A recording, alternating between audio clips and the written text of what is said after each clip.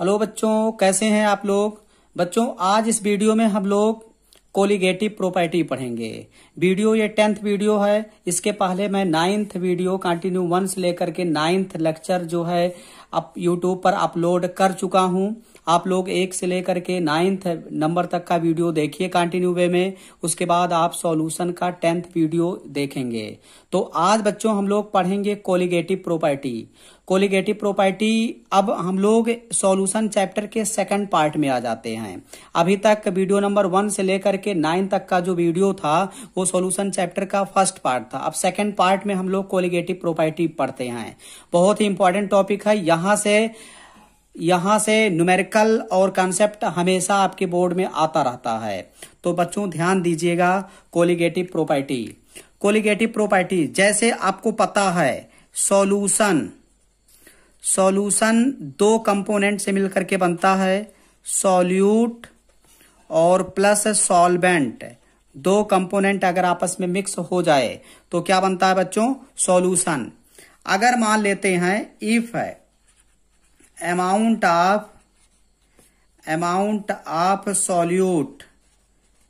Of solute is very very less than solvent.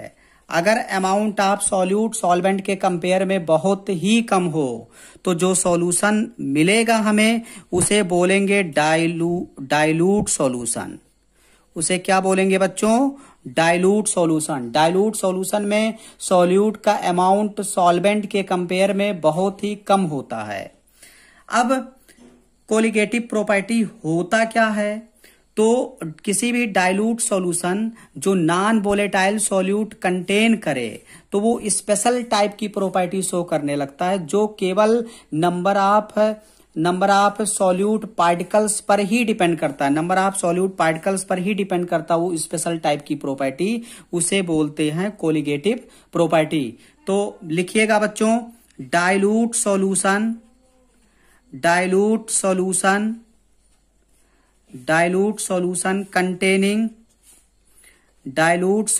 Containing non volatile का मतलब क्या होता है? मतलब ऐसा सब्सटेंस जो वेपराइज ना हो तो उसे नॉन वोलेटाइल बोलेंगे। वोलेटाइल सब्सटेंस का मतलब जो ऐसा सब्सटेंस जो वोलेटाइल हो जाए इजिली, उसे वोलेटाइल सब्सटेंस बोलेंगे। जो वोलेटाइल मतलब वेपराइज ना हो तो उसे नॉन वोलेटाइल बोलेंगे।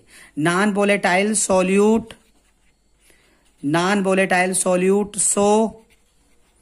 So special type of property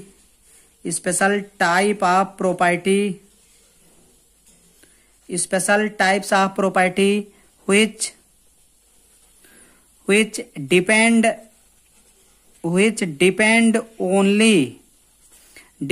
only on number of solute particles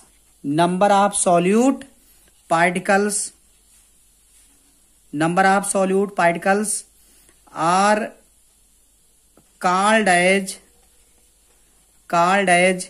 colligative property. मतलब अगर कोई डाइल्यूट सॉल्यूशन है, नॉन वोलेटाइल सॉल्यूट अगर कंटेन कर रहा है तो वो स्पेशल टाइप की प्रॉपर्टी शो करने लगता है, जो केवल और केवल नंबर ऑफ सॉल्यूट पार्टिकल्स पर डिपेंड करता है। ऐसी प्रॉपर्टी को बोलते हैं कोलिगेटिव प्रॉपर्टी। कोलिगेटिव प्रॉपर्टी से रिलेटेड कुछ पॉइंट बच्चों हम लोग लिखते हैं। आप लोग भी लिखिएगा, नोट्स बहुत ही इफेक्टिव होना चाहिए। सेकंड पॉइंट बच्चों, जो कोलिगेटिव प्रॉपर्टी है वो सॉल्यूशन के कंपोनेंट के साइज, शेप या नेचर ऑफ सॉल्यूट या सॉल्वेंट पर डिपेंड नहीं करता है। तो अगला पॉइंट लिखिएगा, colligative property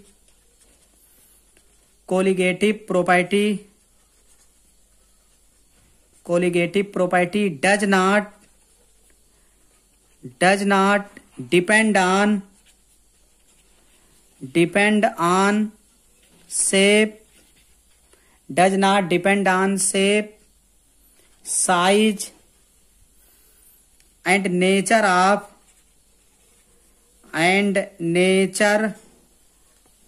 nature of solute and solvent, nature of solute and solvent, nature of solute and solvent पर ये डिपेंड नहीं करता है। अब बच्चों जो कोलिगेटिव प्रॉपर्टी होता है ये डाइल्यूट सॉल्यूशन के लिए वैलिड है। तो नेक्स्ट पॉइंट लिखिएगा, colligative property, colligative property are property of dilute solution, property of dilute solution. Dilute solution की प्रॉपर्टी को कोलिगेटिव प्रॉपर्टी बोला जाता है। ठीक है, अगला पॉइंट बच्चों, जो कोलिगेटिव प्रॉपर्टी होता है वो सॉलिड लिक्विड टाइप का सॉल्यूशन हो या लिक्विड लिक्विड टाइप के सॉल्यूशन के लिए वैलिड होता है। तो अगला पॉइंट, कोलिगेटिव प्रॉपर्टी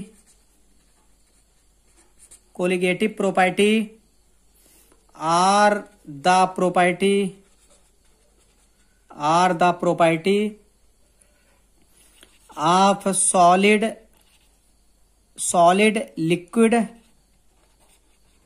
आप सॉलिड लिक्विड मतलब सॉल्यूट सॉलिड, सॉल्वेंट लिक्विड, या आर लिक्विड टाइप सॉल्यूशन की होती है। मतलब लिक्विड लिक्विड टाइप का सॉल्यूशन हो या सॉलिड लिक्विड टाइप का सॉल्यूशन है तो कोलिगेटिव प्रॉपर्टी उसी के लिए वैलिड होता है, उसी की प्रॉपर्टी मानी जाती है। अब बच्चों जो कोलिगेटिव प्रॉपर्टी है ये स्पेशली या मेनली 4 टाइप का होता है। तो फर्स्ट इज, ऐसे आप लिख सकते हैं, अगला पॉइंट लिखिएगा, 4 टाइप कोलिगेटिव प्रॉपर्टी होता है, 4 टाइप कोलिगेटिव प्रॉपर्टी पाया जाता है, आपके सिलेबस में है। First is relative lowering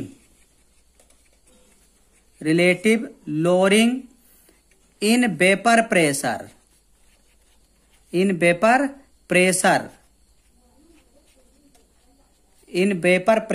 relative lowering in vapour pressure पहली प्रॉपर्टी हो गया।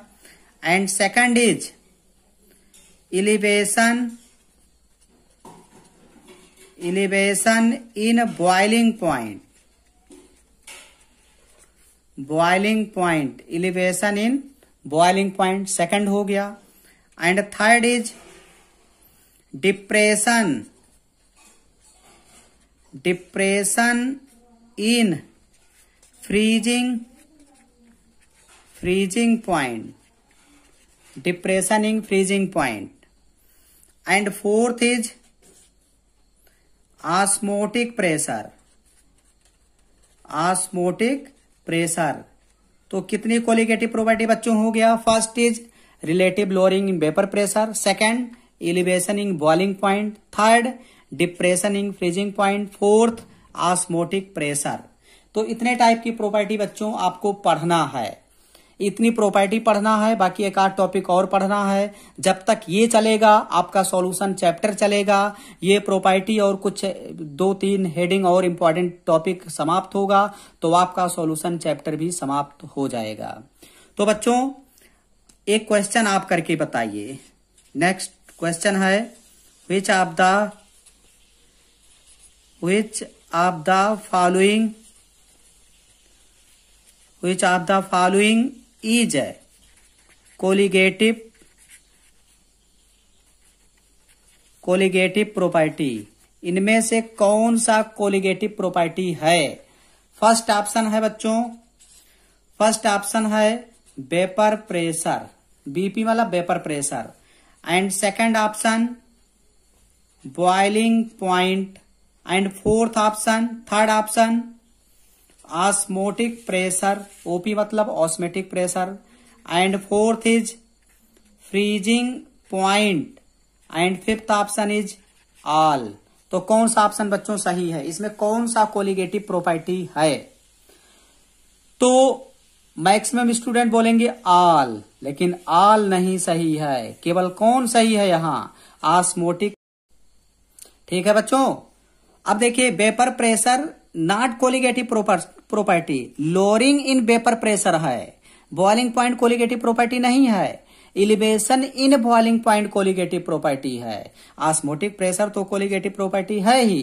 फ्रीजिंग पॉइंट भी कोलिगेटिव प्रॉपर्टी नहीं है। Depression in freezing point colligative property है। तो आपको बहुत ही कंसेप्चुअल ध्यान देने की जरूरत है। अब हम लोग बच्चों आगे देखते हैं। नेक्स्ट हेडिंग है, फर्स्ट हम लोग समझते हैं। पहला फर्स्ट हेडिंग आप लोग लिखिएगा, relative lowering in vapour pressure. Relative lowering in vapour pressure. First heading हम लोग बच्चों पढ़ते हैं, बहुत इंपॉर्टेंट है। देखिए, relative lowering in vapour pressure ये होता क्या है? अब इस कोलिगेटिव प्रॉपर्टी को पढ़ने से पहले आपको समझना होगा वेपर प्रेशर क्या होता है। तो फर्स्ट हेडिंग लिखिएगा बच्चों, वेपर प्रेशर।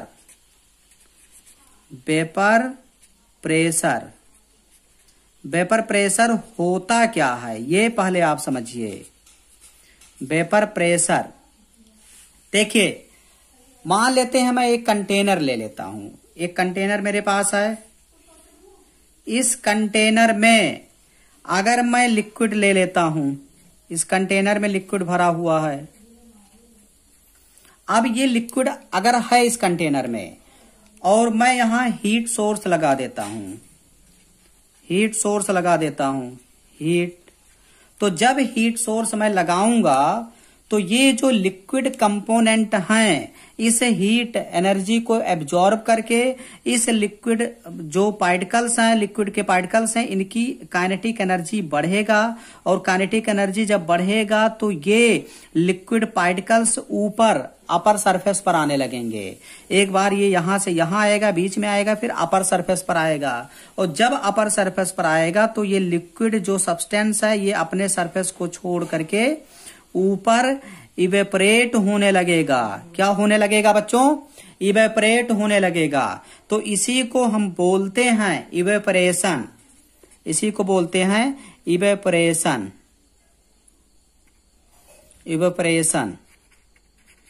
इवेपरेशन ये प्रोसेस है। अब ये जो सब्सटेंस आपने लिया ये लिक्विड है। अब यहां देखिए, जितना आप हीट इसको दोगे ये एनर्जी एब्जॉर्ब करेगा, काइनेटिक एनर्जी इसका बढ़ेगा।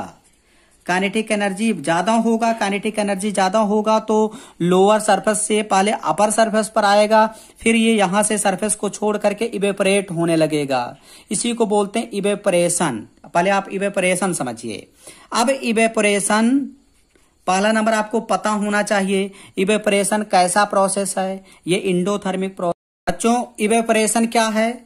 ये इंडोथर्मिक प्रोसेस है, क्योंकि इसने हीट तो एब्जॉर्ब किया, हीट एब्जॉर्ब करके काइनेटिक एनर्जी बढ़ाया। काइनेटिक एनर्जी ज्यादा होगा तो अपर सरफेस पर आया, फिर इस सरफेस को छोड़ करके इवेपरेट होने लगा। तो ये क्या है? इंडोथर्मिक प्रोसेस है। कैसा प्रोसेस है बच्चों? इंडोथर्मिक प्रोसेस है। उसके बाद इवेपरेशन क्या होता है? ये सरफेस फिनोमिना होता है। सरफेस फिनोमिनन, ये सरफेस फिनोमिना होता है। और अब यहां देखिएगा, जब लिक्विड सब्सटेंस ये था, ये लिक्विड स्टेट में मैटर यहां था, तो यहां बहुत ज्यादा रैंडम मोशन नहीं हो रहा था। लेकिन जब ये गैस में कन्वर्ट हो गया तो इसकी रैंडमनेस बढ़ गया, इसका इधर उधर वाइब्रेशन, रैंडमनेस बढ़ गया, फ्रीनेस बढ़ गया। इसका मतलब एंट्रोपी क्या होगा? इंक्रीज हो रहा। इवेपरेशन के बाद सब्सटेंस की एंट्रोपी बढ़ जाती है। अब बच्चों मैं इस क्लोज कंटेनर को नहीं, ये ओपन कंटेनर में ये प्रोसेस हो रहा था, लेकिन अगला जो मैं कंटेनर लेता हूं क्लोज कंटेनर लेता हूं। देखिएगा, समझिए, आगे समझिए, इंटरेस्टिंग। अब उसी कंटेनर को मैं ले लेता हूं क्लोज कंटेनर। अब क्लोज कंटेनर है, इसमें कोई लिक्विड सब्सटेंस है, लिक्विड सब्सटेंस ले लिया गया। अब लिक्विड सब्सटेंस आपने लिया और यहां हीट सोर्स लगा दिया। कैसा सोर्स लगा दिया?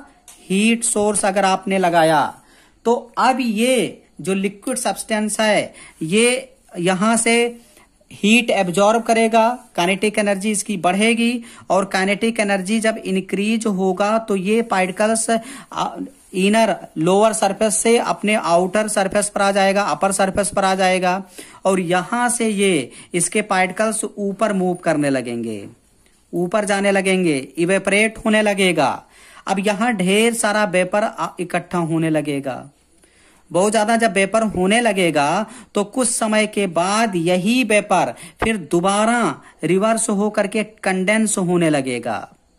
जैसे कोई बॉटल होता है उसमें आधा बॉटल में आधा वाटर, आप आधा बॉटल हीट वाटर, थोड़ा सा हीट वाटर रख दीजिए तो हीट वाटर से थोड़ा सा वो वाटर जो है वेपराइज, थोड़ा सा गैस टाइप का वहां से H2O वेपराइज होगा और वो बॉटल के अपर सरफेस पर जहां ढक्कन वगैरह होता है या बॉटल का जो ऐसा हिस्सा जहां लिक्विड वाटर नहीं है वहां वेपर इकट्ठा होकर के फिर थोड़े टाइम के बाद वो कंडेंस होने लगता है।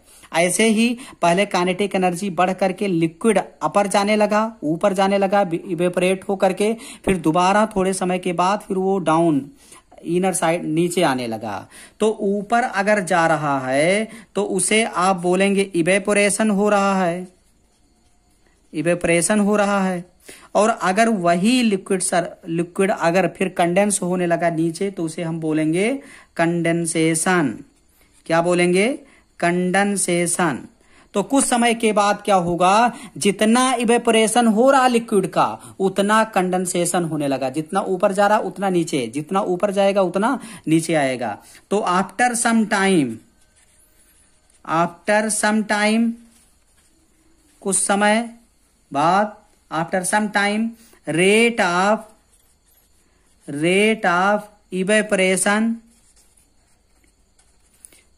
Of evaporation equal to rate of condensation. कुछ समय के बाद जितना रेट ऑफ इवेपोरेशन है उतना कंडेंसेशन हो जाता है। तो जब दोनों रेट बराबर हो जाएगा, जितना कंडेंसेशन उतना इवेपोरेशन, तो क्या होगा? इक्विलिब्रियम स्टेट आ जाएगा। Then equilibrium is reached. Equilibrium तक जो है प्रोसेस पहुंच गया।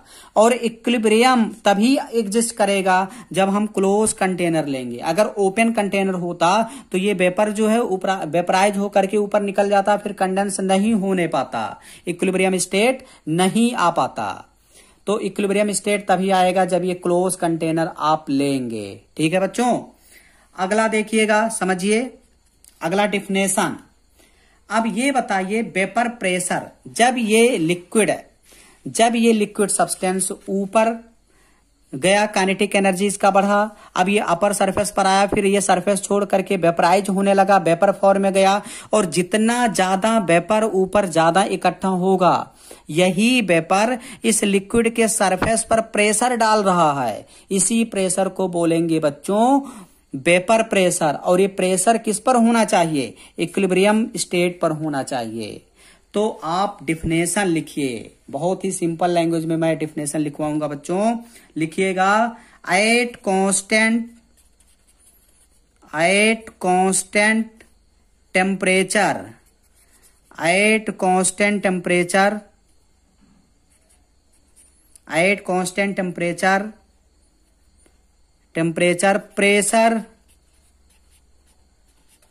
pressure excited by vapor, vapour के द्वारा जो प्रेशर एग्जाइट किया जा रहा है on its surface,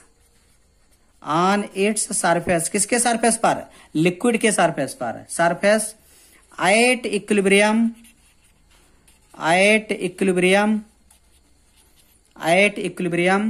is called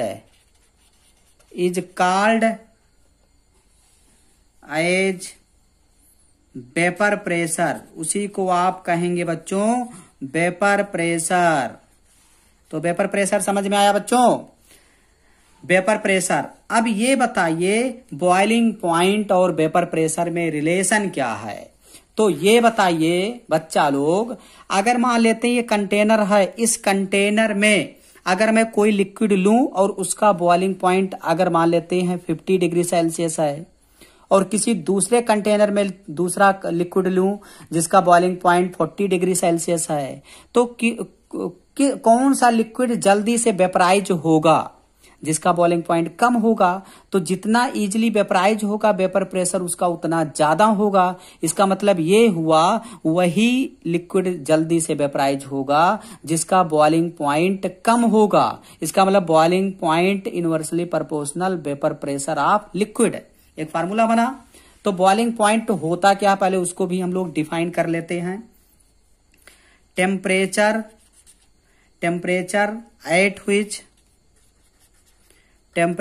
at which vapor pressure of liquid become equal to atmospheric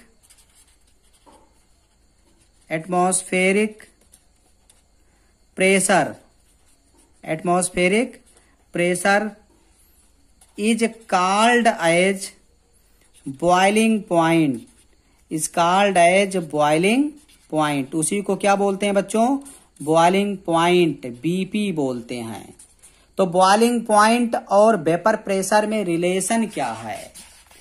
तो बच्चों बॉइलिंग पॉइंट और वेपर प्रेशर में इनवर्सली प्रोपोर्शनल का रिलेशन है। मतलब ऐसे आप लिखेंगे, boiling point inversely proportional vapour pressure of liquid. मतलब जिस लिक्विड का बॉइलिंग पॉइंट ज्यादा होगा इस लिक्विड का वेपर प्रेशर उतना कम होगा, क्योंकि वेपर उतना तो बन नहीं पाएगा जब बॉइलिंग पॉइंट ज्यादा होगा, हमें ज्यादा हीट करने की जरूरत पड़ेगी। अब अगला पॉइंट बच्चों, next point, vapour pressure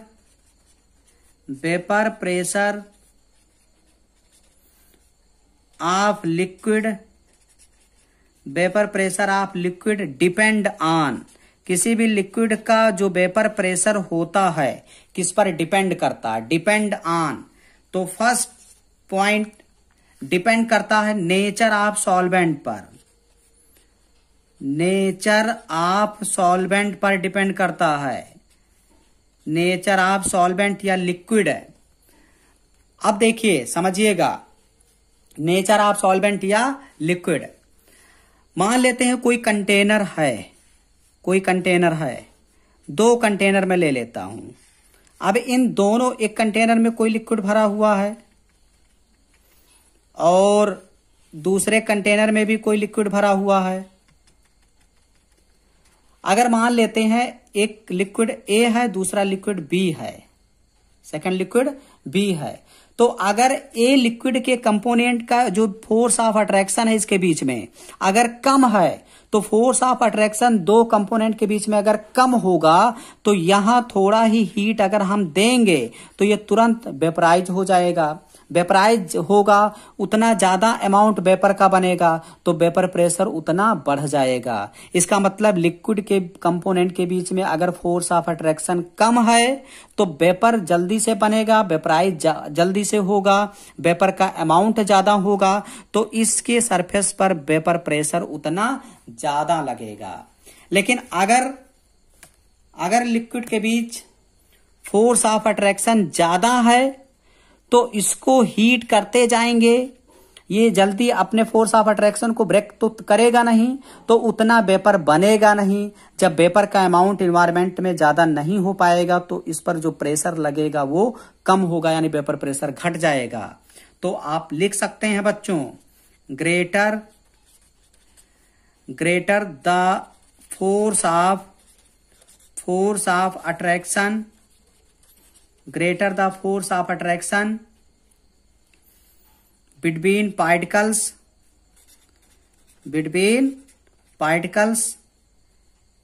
lower the vapour pressure उसका कम हो जाएगा। जैसे बच्चों मान लेते हैं 2 कंटेनर मैंने ले लिया। अब एक कंटेनर में मैंने भर दिया ईथर CH3O CH3 ईथर, और दूसरे कंटेनर में मैंने भर दिया CH3OH एथिल अल्कोहल।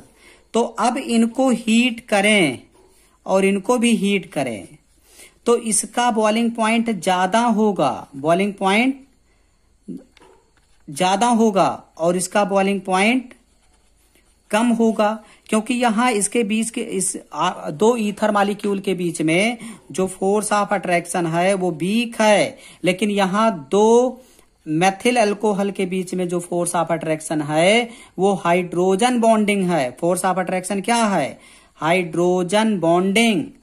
अल्कोहल में हाइड्रोजन बॉन्डिंग होगा, तो हाइड्रोजन बॉन्डिंग की वजह से इनके बीच का फोर्स ऑफ अट्रैक्शन ज्यादा होगा, तो ज्यादा हीट हमें प्रोवाइड करना पड़ेगा, तो इसका बॉइलिंग पॉइंट ज्यादा होगा। तो बॉइलिंग पॉइंट ज्यादा होगा तो वेपर प्रेशर क्या होगा? डिक्रीज हो जाएगा, और इसका वेपर प्रेशर बच्चों इंक्रीज हो जाएगा। बात समझ में आया? तो बॉइलिंग पॉइंट जितना ज्यादा वेपर प्रेशर उसका उतना ही कम होता है। क्लियर?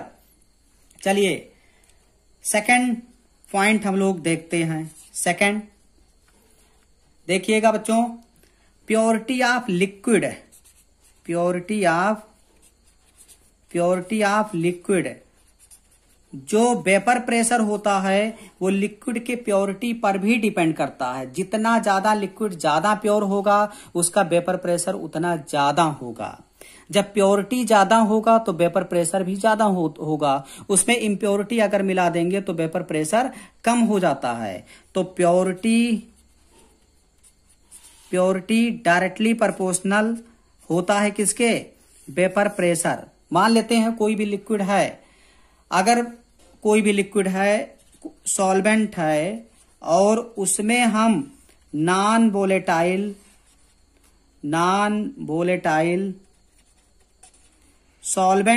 सॉल्यूट मिला दें तो बन जाएगा सॉल्यूशन। तो पहले सॉल्वेंट का वेपर प्रेशर ज्यादा था, लेकिन जैसे ही इसमें हम नॉन वोलेटाइल सॉल्यूट मिलाएंगे तो सॉल्यूशन बनेगा, तो इसका वेपर प्रेशर कम हो जाएगा। क्यों ऐसा होगा बच्चों? जैसे कोई कंटेनर है, इसमें सॉल्वेंट है और सॉल्वेंट कैसा है? वोलेटाइल। कैसा सॉल्वेंट है? वोलेटाइल। तो जब वोलेटाइल सॉल्वेंट होगा तो थोड़ा ही टेम्परेचर जब आप दोगे तो ये वेपराइज होने लगेगा, क्योंकि वोलेटाइल है। और यही इसका वेपर प्रेशर, यहां जो वेपर बनेगा यही जो है प्रेशर लगाएगा इसके अपर सरफेस पर, तो इसी को वेपर प्रेशर बोलेंगे। लेकिन जब इसमें नॉन वोलेटाइल सॉल्यूट आप मिक्स करोगे तो यही नॉन वोलेटाइल सॉल्यूट इसके अपर सरफेस पर भी तो आ जाएगा। जैसे मान लेते हैं ये लिक्विड है, सॉल्वेंट का लिक्विड है, और इसमें जब आप नॉन वोलेटाइल सॉल्यूट मिलाते हैं, नॉन वोलेटाइल सॉल्यूट जब मिलाएंगे तो ये भी तो ऐसे इसके अंदर इनसाइड कर जाएगा, तो इसके सरफेस पर भी तो नॉन वोलेटाइल सॉल्यूट आ जाएगा। तो ये नॉन वोलेटाइल सॉल्यूट, क्योंकि नॉन वोलेटाइल कैरेक्टर शो कर रहा, तो ये वेपराइज नहीं होगा। तो जितना वेपर बनना चाहिए था, क्योंकि ये सरफेस पर आ चुका है और सॉल्वेंट को सरफेस पर आने दे नहीं रहा, कुछ तो परसेंटेज सॉल्वेंट का डिक्रीज हुआ, तो इस वजह से vapour pressure non volatile solute surface पर होने की वजह से डिक्रीज हो जाएगा। बात समझ में आया? तो आप ऐसे समझ सकते हैं। अगला बच्चों नेक्स्ट एंड थर्ड जो अफेक्ट है, कौन सा किसका इफेक्ट पड़ेगा? टेम्परेचर का भी इफेक्ट पड़ेगा। टेम्परेचर का भी इफेक्ट इस पर पड़ेगा। तो कैसे पड़ेगा? टेम्परेचर डायरेक्टली प्रोपोर्शनल होगा वेपर प्रेशर के। जितना ज्यादा आप टेम्परेचर बढ़ाओगे वेपर प्रेशर उतना ज्यादा होगा। मान लेते हैं कोई कंटेनर में ले लेता हूं, अगर इसमें लिक्विड भरा हुआ है तो जितना आप हीट ज्यादा दोगे, अगर आप हीट दोगे तो इसका मतलब टेम्परेचर इंक्रीज हो रहा है। टेम्परेचर इंक्रीज होगा तो वेपर ज्यादा बनेगा, वेपर ज्यादा बनेगा। वेपर ज्यादा बनेगा तो वेपर यही प्रेशर ज्यादा कर लगाएगा, तो वेपर प्रेशर क्या होगा, इंक्रीज। टेम्परेचर बढ़ाएंगे तो वेपर प्रेशर भी क्या होगा बच्चों, इंक्रीज हो जाएगा। And fourth is boiling point inversely proportional vapour pressure of liquid. अभी हमने समझाया कि किसी भी लिक्विड का अगर बॉइलिंग पॉइंट ज्यादा है तो उतना इजीली वेपर ज्यादा बनेगा नहीं, तो वेपर प्रेशर उसका डिक्रीज हो जाएगा। And fifth is surface area of liquid. किसी भी लिक्विड का अगर सरफेस एरिया ज्यादा है तो उसका वेपर प्रेशर उतना ज्यादा होगा। अगर सरफेस एरिया ज्यादा है तो इसका मतलब उसके वेपर में कन्वर्ट होने की पॉसिबिलिटी ज्यादा है। पॉसिबिलिटी ज्यादा होगा तो वेपर का अमाउंट ज्यादा बनेगा। वेपर का अमाउंट ज्यादा बनेगा तो वेपर प्रेशर उसके सरफेस पर ज्यादा लगाएगा। बात समझ में आया बच्चों। नेक्स्ट हेडिंग है लोअरिंग इन वेपर प्रेशर या relative lowering in vapour pressure. Relative lowering in vapour pressure. हम लोग फर्स्ट कोलिगेटिव प्रॉपर्टी अब समझते हैं। जैसे समझिएगा बच्चों, कोई कंटेनर है, इस कंटेनर में लिक्विड ले लिया गया। इस कंटेनर में कोई भी वोलेटाइल लिक्विड ले लिया गया जिसे मान लेते हैं सॉल्वेंट, और इसका जो वेपर प्रेशर है P0, P0 कह सकते हैं, P0। सॉल्वेंट का वेपर प्रेशर इनिशियल स्टेट में P0। अब जब इसमें नॉन वोलेटाइल सॉल्यूट मिलाया गया तो अब ये कन्वर्ट हो गया, ये कन्वर्ट हो जाएगा। लिक्विड इसमें है, लिक्विड है, और जब इसमें नॉन वोलेटाइल सॉल्यूट मिलाया गया तो ये नॉन वोलेटाइल सॉल्यूट मान लेते हैं ग्रीन कलर का है, तो इसमें ऐसे वो भी आ जाएगा। और नॉन वोलेटाइल सॉल्यूट भी तो सरफेस पर इकट्ठा होगा, कुछ ना कुछ अमाउंट है। तो पहले इसका वेपर प्रेशर P0 है, तो अब ये जो सॉल्यूशन बना है, इसका वेपर प्रेशर मान लेते हैं PS है। वेपर प्रेशर क्या है, PS। इसमें मिलाया गया नॉन वोलेटाइल सॉल्यूट मिक्स किया गया, तो ये दोनों मिला करके सॉल्यूशन बना। इसका मतलब जो मेन सॉल्वेंट था उसका vapour pressure non volatile solute मिलाने के वजह से डिक्रीज कर जाएगा। इसका मतलब हम लिखेंगे vapour pressure of solvent is greater than vapour pressure of solution. ऐसा क्यों? क्योंकि वेपर प्रेशर ऑफ सॉल्वेंट ज्यादा था, लेकिन जब नॉन वोलेटाइल सॉल्यूट मिला दिया गया जिसका कैरेक्टर वोलेटिलिटी का नहीं है, तो सरफेस पर जब आएगा तो वोलेटाइल लिक्विड को सरफेस पर ज्यादा नहीं जाने देगा ना, तो उतना वेपर नहीं बनेगा, तो वेपर का अमाउंट ज्यादा नहीं होगा, तो वेपर प्रेशर डिक्रीज हो जाएगा। तो vapour pressure of solvent is greater than vapour pressure of solution. That is, इसका मतलब P0 is greater than PS। इसका मतलब यही तो हुआ। तो अगर आपसे कहा जाए बच्चों कि आप बताइए, अगर आपसे कहा जाए कि बताइए lowering in vapour pressure, lowering in vapour pressure क्या होगा, तो आप ज्यादा में से कम को माइनस करिए, तो P0 माइनस PS, यही तो लोअरिंग होगा। अगर आपसे पूछा जाए कि रिलेटिव बताइए, relative lowering in vapour pressure बताइए, तो क्या करेंगे, P0 minus PS divide by, बताइए P0, मतलब जो लोअरिंग है उसको P0 से जो है डिवाइड कर देंगे तो आपको relative lowering in vapour pressure मिलेगा। अब बच्चों एक साइंटिस्ट थे जिसका नाम था राउल्ट। तो according to Raoult law, Raoult law, Raoult साहब ने कहा कि अगर राउल्ट साहब ने कहा कि relative lowering in vapour pressure equal to होगा मोल फ्रैक्शन। मतलब किसी भी सॉल्यूशन में अगर कंपोनेंट सॉल्यूट का मोल फ्रैक्शन ज्यादा है या उसका मोल का परसेंटेज अगर ज्यादा है तो रिलेटिव लोअरिंग वेपर प्रेशर उसी के बराबर होगा। इसका मतलब रिलेटिव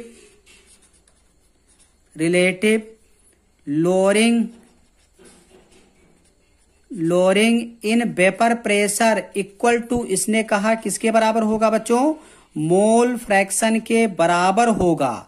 मोल फ्रैक्शन किसके? मोल फ्रैक्शन के, सॉल्यूट के। मतलब सॉल्यूट का मोल फ्रैक्शन जितना ज्यादा होगा, जितना मोल उसका ज्यादा होगा, रिलेटिव इन लोअरिंग वेपर प्रेशर उतना ज्यादा होगा। अगर सॉल्यूट हम ज्यादा मिलाएंगे, इसका मतलब नॉन वोलेटाइल सॉल्यूट जब मिलाएंगे तो लोअरिंग वेपर प्रेशर ज्यादा होगा।